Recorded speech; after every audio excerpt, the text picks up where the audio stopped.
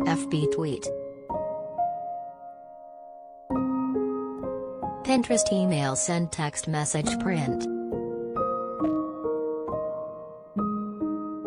The committee investigating the attack on the U.S. Capitol on January 6, 2021, has requested the voluntary cooperation of Representative Barry Loudermilk, a Georgia Republican, in providing information about a tour he led through portions of the Capitol complex the day before. The committee chairman, Democratic Representative Bennie Thompson, and Vice Chair, Republican Representative Liz Cheney, said in a letter to Loudermilk Thursday that they have evidence he led the tour on January 5, 2021. Public reporting and witness accounts indicate some individuals and groups engaged in efforts to gather information about the layout of the U.S. Capitol, as well as the House and Senate office buildings, in advance of January 6, 2021, Thompson and Cheney's letter reads. For example, in the week following January 6, the letter continues, members urged law enforcement leaders to investigate sightings of outside groups in the complex on January 5 that appeared to be associated with the rally at the White House the following day.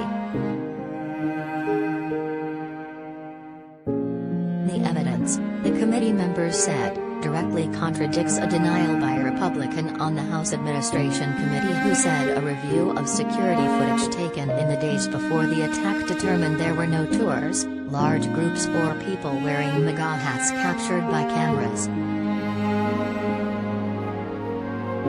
In a statement given to the New York Times, Loudermilk acknowledges he welcomed people into parts of the Capitol complex on the day in question.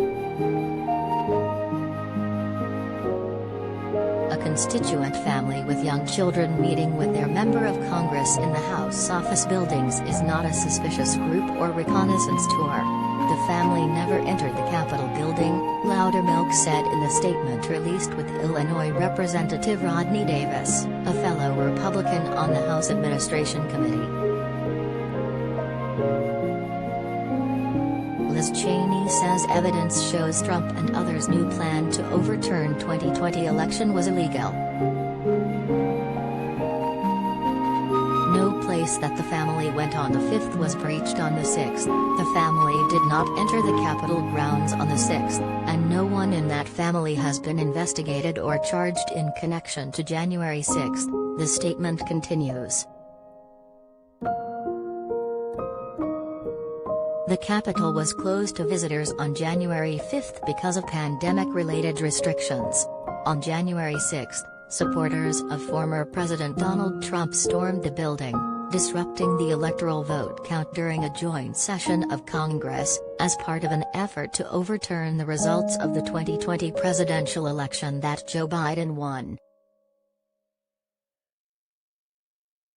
Within days of the attack, New Jersey Representative Mikey Sherrill called for an investigation after she saw members of Congress leading groups of people through the Capitol on January 5 in what she described in a Facebook Live video as a reconnaissance for the next day.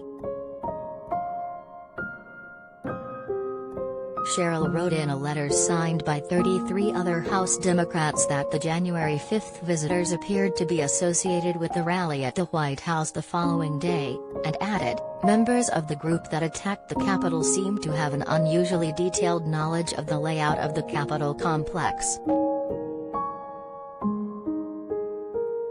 In the letters sent to Loudermilk on Thursday, the House investigators didn't suggest any of the people he accompanied inside the Capitol complex on January 5 were involved in the violence there the following day. After the disruption when lawmakers returned to their task of counting electoral votes state by state, Loudermilk was one of more than 100 House members who supported an objection to election results based on baseless claims of widespread voter fraud.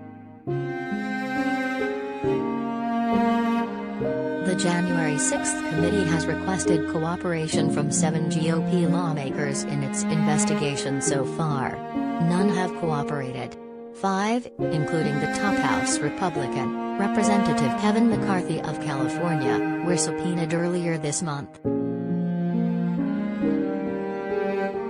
Regrettably, the individuals receiving subpoenas today have refused and were forced to take this step to help ensure the committee uncovers facts concerning January 6, Thompson said in a statement announcing the subpoenas. "We urge our colleagues to comply with the law, do their patriotic duty, and cooperate with our investigation as hundreds of other witnesses have done."